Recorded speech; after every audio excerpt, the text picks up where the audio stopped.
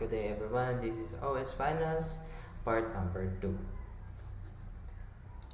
So, para sa part na ito, punta na tayo dito sa starts at administrative tools and punta tayo dito sa Active Directory users and computers. So, kung makikita nyo, nandito na yung ating domain, yung ating tupt.com. So, yung gagawin lang natin dito is ilagay muna natin yung account ko.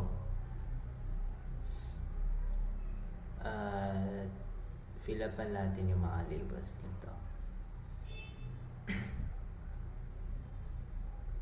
Ito.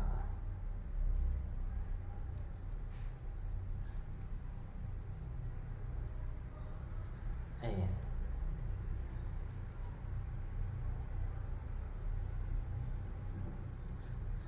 Siguro gawin ko na lang na imbis na ko Andre, mas maganda siguro kung Andre ko.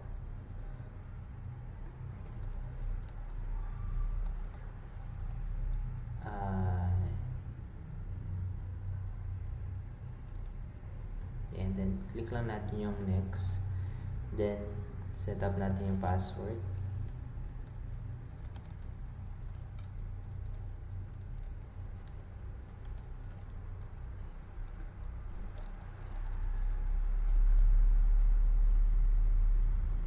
Then para dito click natin yung user cannot change password and password never expires. Ito yung summary ng ating account. Then next, kung makikita nyo, nandito na yung ating account. At katulad na nandun sa requirements natin, gagawa natin ng organizational unit yung bawat department. Pero gawin muna nating administrator itong account natin. Ayan, administrator na siya. I-apply lang natin and okay. Then okay na tayo.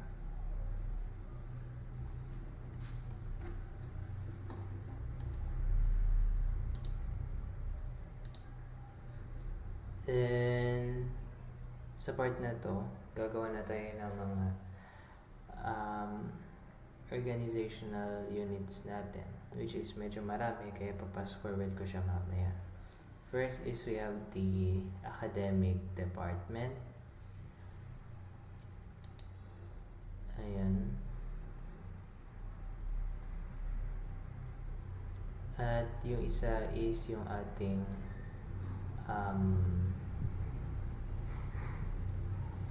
administrative department.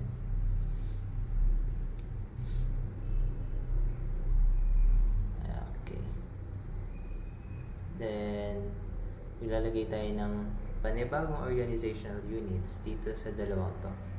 So unahin natin dito sa academic department.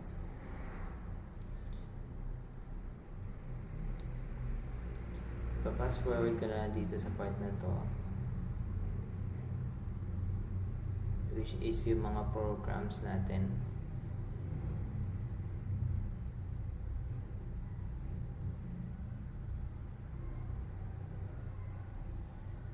Ayan.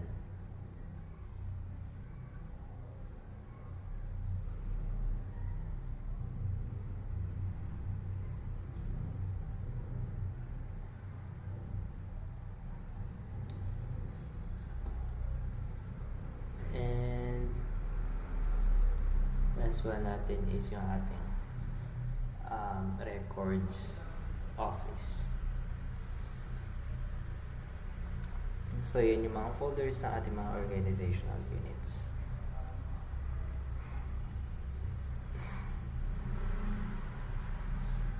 At meron pa palang isa, which is yung ating library services. There you go. Kung nakikita nyo, ito na yung mga folders natin. So yung gagawin naman natin is maglagay tayo ng mga accounts sa bawat folders na ito. So ganun din, medyo ipa-fast forward ko na siya since paulit-ulit lang yung ginagawa. Mag-a-add lang ng accounts, maglagay na passwords.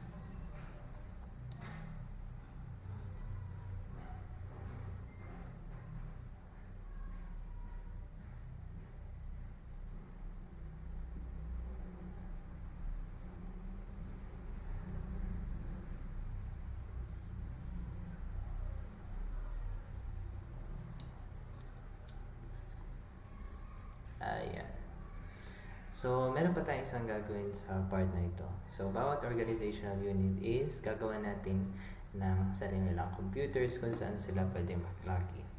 So, halimbawa, dito sa ating academic department, dito sa ating under ng BS Engineering Program sa BSCE, ito yung mga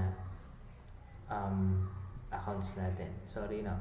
Yung gagawin pala muna natin, so pumunta tayo sa properties kasi babaguhin natin yung kanilang log on hours. So, imbis na lagi silang pwede mag-login, meron lang silang time scope. Ang gagawin natin dito para sa mga academic department accounts is from 7 a.m. to 5 p.m. 7 p.m. to 5 p.m. At gagawin natin yan sa lahat ng accounts sa buong academic department. So, pa-password ko na lang ulit siya.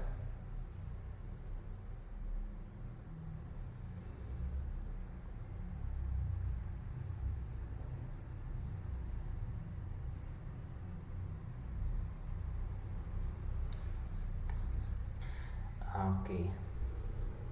Pero iba naman dito sa ating mga administrative department, which is mas mahaba yung period of time na pwede sila mag-login. Gagawin natin itong mula 6 a.m. 6 a.m. Wait lang, check natin sa properties, accountants, log on hours.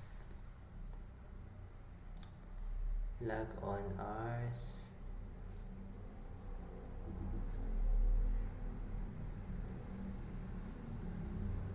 Um, 6 to check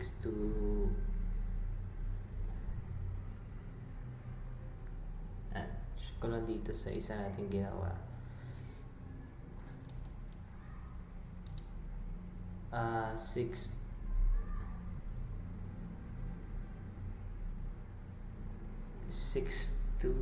6 a.m. to 7 p.m. Yan. Yun yung gagawin natin sa lahat sa mga accounts dito. 6 to 7 p.m. So, pa-password ko na rin din siya sa part na ito.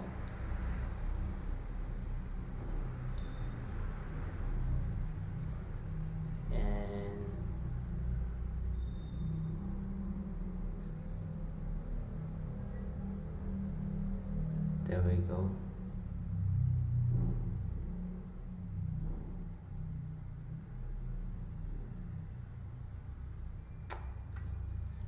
Meron naman tayo sa pang gagawin. Magkakaroon tayo ng group policy para sa ating mga organizational units. So, pag pumunta tayo dito sa group policy management, dito sa ating domain ng tupt.com, mag-add tayo ng group policy. So, yung gagawin lang natin, right-click natin to at may makita tayong create GPO. So, pangalanan lang natin siya ng academic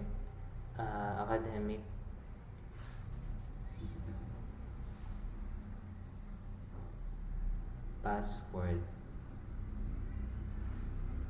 And click lang natin yung okay. At ganun din yung gagawin natin sa administrative tools. And kung makikita nyo, nag-add na rin ako dito ng administrative password, GPO natin.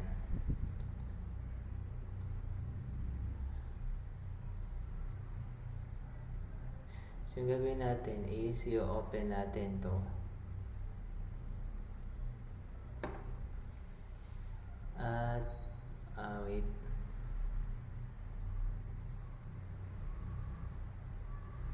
Sa edit menu, under na policies and Windows settings,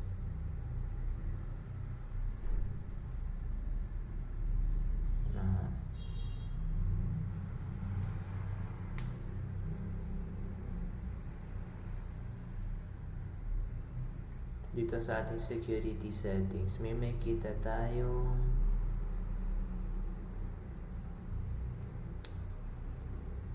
account policy, ito, and yung sa password policy natin.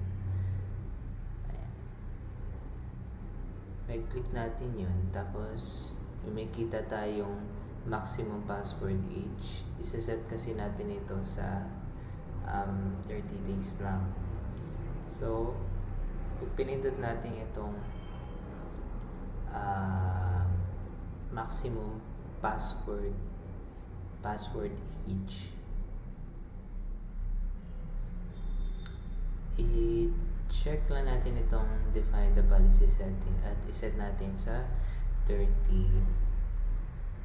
days. Yan. Then apply, then okay natin yan. Okay din natin to. Ayan. Naset na natin yung maximum password age ng ating academic organizational units. At ganoon din yung gagawin natin for ating administrative department. Tignan natin yung okay. Sa edit menu, may makita tayong policies. Then under none, meron tayong Windows settings. And sa security, then account policy, ayan, account policy, then password policy. Pupuntahan ulit natin yung maximum password page natin para iset yun sa 30 days. Check ulit natin yung checkbox and set natin siya sa 30 days. Then apply natin, click OK, then click din natin yung OK dito. So naset na natin yung ating maximum password page dito sa ating administrative. So yung gagawin naman natin kanina ngayon is yung ayan, is mag-add tayo ng mga computer for each organizational unit. So para dito sa BSCE, type lang din natin yung BSCE, then click natin yung OK. At i-add natin itong mga account na to dun sa computer na kung saan lang sila pwedeng mag-login. So check natin yung computer restriction, log on to, check natin yung radio box na to and type natin yung BSCE, add natin yun, then okay, apply, then okay. At yun yung gagawin natin sa mga sa iba pa. So first forward ko na lang din siya.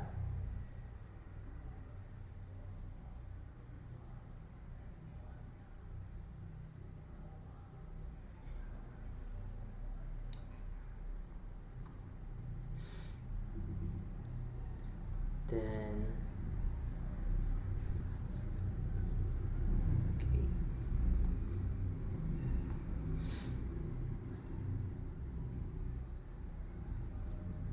last one natin,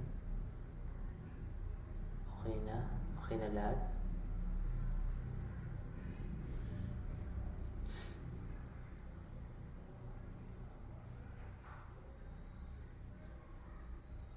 And